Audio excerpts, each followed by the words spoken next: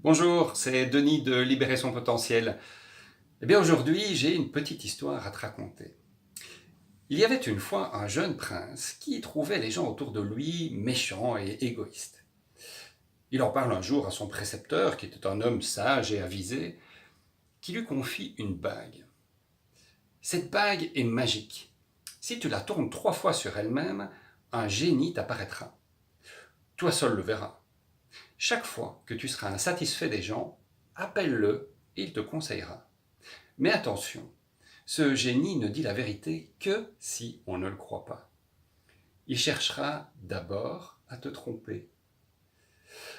Un jour, pour l'anniversaire du prince, le roi fait donner un grand bal où sont conviés rois, reines, princes et princesses.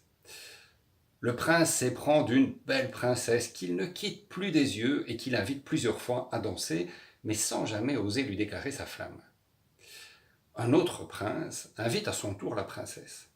Et notre prince sent monter en lui une jalousie profonde. Il décide alors de faire appel à son génie. Que dois-je faire selon toi?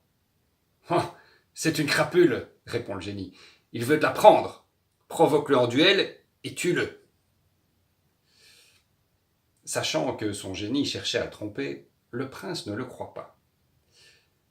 Tu as raison, dit le génie. Je cherchais à te tromper.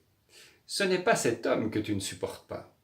Ce sont les démons de tes propres peurs qui se sont éveillés quand tu as vu ce prince danser avec la princesse. Tu as peur d'être délaissé, abandonné, rejeté. Tu as peur de ne pas être à la hauteur. Et ce qui se réveille en toi dans ces moments pénibles te révèle quelque chose sur toi-même. Quelque temps plus tard, à l'occasion de la réunion du Grand Conseil du Royaume, un jeune noble téméraire critique à plusieurs reprises le prince et lui reproche sa façon de gérer les affaires du royaume. Face à de telles attaques, le prince se sent cloué sur place et il ne sait quoi répondre. Évidemment, l'autre continue de plus belle et à nouveau le prince se tait, la rage au cœur, et il finit par faire venir le génie et l'interroge. Ôte-lui ses titres de noblesse et dépouille-le de ses terres, répond le génie. Cet homme cherche à te rabaisser devant tes conseillers royaux. Oh, tu as raison, dit le prince. Et puis, il se ravise en se souvenant que le génie mentait. Ah, ok, mais dis-moi la vérité maintenant, dit le prince. Je vais te la dire, rétorque le génie. Mais ça ne va pas nécessairement te plaire. En fait, ce ne sont pas les attaques de cet homme qui t'ont déplu, mais l'impuissance dans laquelle tu t'es retrouvé et ton incapacité à te défendre. Une autre fois, le prince croise un marchand qui voulait fouetter un jeune garçon qui lui avait volé un fruit. Le prince avait vu filer le vrai voleur. Il arrache alors le fouet des mains du marchand et se prépare à le battre lorsqu'il se ravise. Mais qu'est-ce qui m'arrive demande-t-il au génie. Pourquoi est-ce que cette scène m'a mis dans un tel état? Cet homme mérite le fouet pour ce qu'il a fait, répond le génie. Ouais, mais me dis-tu la vérité? Non, dit le génie. Tu as réagi si fortement parce que l'injustice subie par ce garçon t'a rappelé une injustice semblable que tu as subie autrefois. Et ça a réveillé en toi une vieille blessure. Alors, le prince réfléchit à tout ce que le génie lui a dit. Es-tu en train de me dire que ce ne sont pas les paroles ou les actes des autres qui me gênent, qui me troublent ou qui me touchent? Tu as bien compris, dit le génie.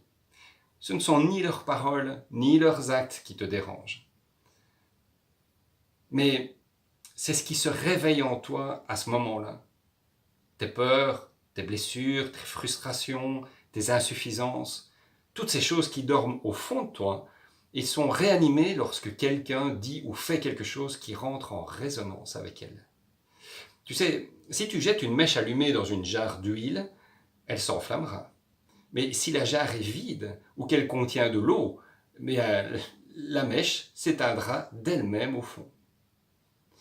Ton agacement face aux autres est comme un feu qui s'allume en toi et qui peut te brûler, te consumer, voire même te détruire. Mais il peut aussi t'illuminer, te forger, te façonner et faire de l'autre un allié sur le chemin de ta vie. Toute rencontre difficile devient une confrontation avec toi-même, une épreuve, un moyen de te connaître mieux. Mais aussi un chemin qui s'ouvre devant toi. Mais dis-moi, Jenny, j'ai encore besoin de savoir une chose, dit le prince. Qui es-tu? Je suis moi aussi ton reflet dans le miroir. Je commence souvent par te mentir, mais si tu te méfies, tu entendras la vérité. Voilà, j'espère que cette petite histoire t'a plu. Je te remercie pour ton intérêt et je te dis à bientôt dans une prochaine vidéo. Au revoir.